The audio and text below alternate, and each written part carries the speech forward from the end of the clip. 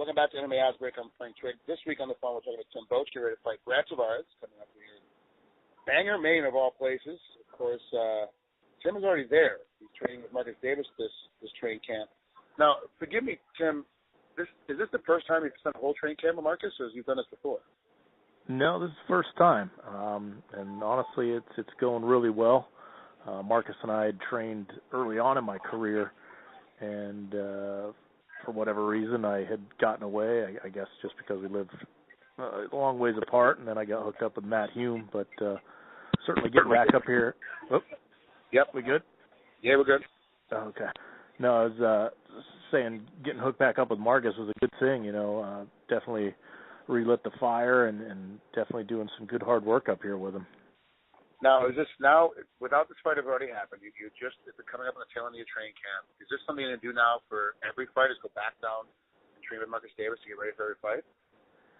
You know what? I really feel like this is a new spot for me to be, and just Marcus has really opened my eyes to, what made me successful in the beginning of my career. And that combined with my experience that I've had in the UFC now, I feel like we've got a pretty complete package. And, Marcus is boxing and obviously boxing, kickboxing for the sport of mixed martial arts is on a whole nother level. And he's really helping elevate my game. So I'm excited to see where we go and definitely looking forward to working with him in the future. Well, you're 17-7 and Brad is 12-2. So you guys are relatively close when you look at your records. How do you see this fight breaking down, and what has Marcus specifically said about what's going to happen as you guys get ready to do battle? Well, the one thing that really stands out to me about Brad, and Marcus would agree, is that he's a really good kickboxer, and that if you allow him to fight his fight, and if you allow him to control the distance of the fight, he's going to do pretty well in there. And that's how he's had a lot of his success in the past. So really being the one in control in the cage, and I mean, that's kind of an obvious thing. If you're in control of the distance, you're probably in control of the fight and you're probably winning, but it's easier said than done. And I think that's going to really be one of the deciding factors in this fight is who can control the distance. And if I take that away from him, I'm going to win this fight. Now, I'm looking at the stats here on UFC.com, and the UFC tends to be very, very close. They do a lot of work. A lot of the other websites tend not to just kind of throw stuff out there. So when you get a percentage of what's being thrown and what's being landed and what's being defended on UFC.com, it tends to be very, very close to exact of what's going to happen because they spend a lot of time on it. So I'm looking at these significant strikes. Landed per minute, you have 276. He's got 311, which is basically even with a half a percentage point. That's pretty simple. But then you look at the accuracy of significant strikes thrown. Yours are 51.53% accurate, and his is only 40.95%. Now, it doesn't sound like much to folks at home, but 11% difference of accuracy of striking is a big deal, especially when both guys are this close at how much they throw per minute. Is that one of the significant things that Marcus has gone over, is that your accuracy and your hand speed have gotten so much better in the last couple, really the last 3 or 4 fights? Your hand speed has gotten a lot better. And has Marcus really been trying to push that again, even for this training camp? He hasn't really said that's what he's doing, but I can feel it. I can feel it in just the number of punches we're throwing and then the different combinations, and he's really got me letting my hands go more. But I feel like I haven't lost that accuracy. So I feel like I'm throwing more, and I'm just as accurate as I've been in the past, if not more accurate, with Marcus's help. So I think that's gonna definitely lend to an interesting outcome this fight, and I think people are going to see a new side of the Barbarian here. Are you trying to be a more volume, a more energetic fighter? I mean, because it's you look at those 25-pounders and the 35-pounders, and it's like those guys go out there and they fight, and they blow, and they just keep throwing stuff left and right. You never really know when it's going to stop and when it's going to slow down. It seems like as you get further and further up the weight classes, guys tend to throw less punches. Yep. They tend to back off a little bit, and I've always believed that the higher volume guys, especially when you start getting to 170, 185, and higher, the higher volume guys are going to be the guys that are going to do better, whether they're accurate or not. And then add in a higher volume with your accuracy, you've got to feel like that's a great level of success. Is this something that you're really trying to push now, is being a more active, so to speak, fighter on your feet when you're throwing punches?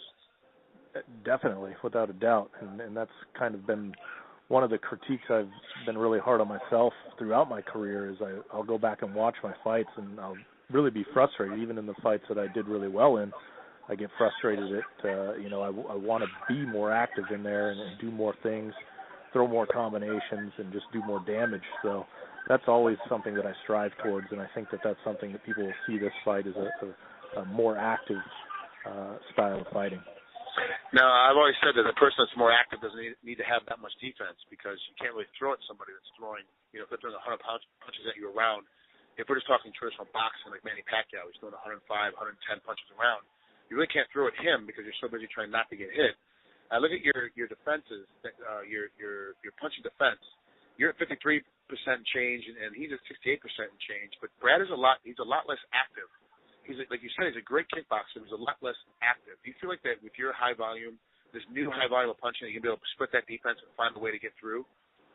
Absolutely, and that's part of the plan, is definitely crack that defense and then crack his head. Yeah, crack his big coconut head and beat him up. It's pretty much the same theory that every fighter has when you walk in there. Now I want to switch gears with you for a second. I don't know if you've been paying attention, but I want to get your opinion. Chael Sonnen obviously is retired from MMA. He failed his drug test, 2 drug tests actually back to back again. So now he's actually got 3 failures. And they said, hey, they want you to, also want you to, as part of your fine, you also have to help educate fighters on how not to use and abuse steroids and what have you. And now all of a sudden he's going to go against the commission's rule where they said he can't compete in anything at all during this ban. He's going to compete in a grappling tournament, Metamorphosis 4. And he is the American gangster, so he's doing this as his mentality, his attitude. The Nevada State Athletic Commission is still going to hit you with a $250,000 fine if you do go and compete in this thing. And as of right now, at the time that we're doing this interview, Tim, he says, I don't care. I'm going to go ahead and compete anyway. I'm still going to compete. He was going to hit with this fine. Do you feel like that guys that – I'm not saying that Chael is right or wrong or bad or good for what he's doing. I'm just making a statement for what's going on. Do you feel like the guys have failed and they've retired from the sport of MMA, but they're going to keep competing and doing other things anyway, even though they've been banned and fined and hit upon? Does that kind of go against what we're trying to do with our sport as we're trying to build it up, or do you think that's kind of pretty much par for the course and how things should be? Like, which way do you believe in this kind of toss-up with using Chael, at least right now, as the example for drug abuse? Well, I think you got to go with the commission on this one. I find it interesting. I know that I certainly wouldn't be able to pay a $250,000 fine if that was going to be imposed on me. So, but maybe he's a little bit more financially savvy than I am. But if he can just throw that money around, then so be it. But for me, I would respect the will of the athletic commission. And even though I'm sure he's got a very strong desire to compete and wants to stay in the limelight, so to speak, and stay active, I certainly think I would do things a little bit differently than he did. Now, you've never been one to make an excuse. You've never, ever said, look, I lost because, this guy cheated, this guy did this thing, he poked me in the eye or whatever, or my training camp wasn't good. Like you've always said, and that's why I've always respected you as a competitor, because you've always been like, hey, look, when I won, it was Matt Heumann and his group and now Marcus Davis. And when you lost, it was like, look, it was my fault. They did their job. I didn't do mine. But have you ever competed against somebody in your career and gone, that guy was definitely, win or lose, doesn't make a difference. And don't name names because we don't want to put anybody out there on blast. But was there anybody you went up to compete against and, wow, that guy was definitely on, he was taking something, he was definitely on some kind of illegal drug? And how big do you think, or how bad is the problem? Do you think steroid abuse is in mixed martial arts right now? I come from the mindset, yes, I've definitely competed against guys that had some help with the chemistry set or whatever they were doing. But to me, it becomes fighting is such a mental game, and I feel like I understand their belief system and why they use and they feel like they can train harder, but they have to come off to pass the test. And mentally, in the back of their minds, they know they're not on, they're not fueled to the fullest capacity that they were while they were training. So, and they definitely got to think about that in the back of their head. And for me, when I have trained with guys that were obviously using or competed against them, I just looked at it as a little bit of mental weakness on their side, because if you do things correctly, it takes a lot more discipline to do things 100% correct. You got to be recovering correctly. You got to be making sure you're getting 8 to 10 hours of sleep a day and putting all the right food in your body. And sure, it might be easier to go ahead and cheat, but I feel like the guys that are mentally tough and do it 100% clean and do it the right way, are going to beat those other guys because, even from a grappling standpoint, I saw in college and when I was messing around with some of the grappling that I did, guys that were abusing different things, and a lot of times it ended up hurting them. Their muscles weren't as conditioned as a natural guy. So there are pros and cons to it, but it's illegal, so you can't be doing it. Yeah, so it's all con now that that's illegal. Yeah, Shut down the loopholes, and I had no problem. Guys were using when the loophole was there. You were able to be on TRT, and you were able to use those things. I had no problem with it because it's part of the rules, it's part of the regulations.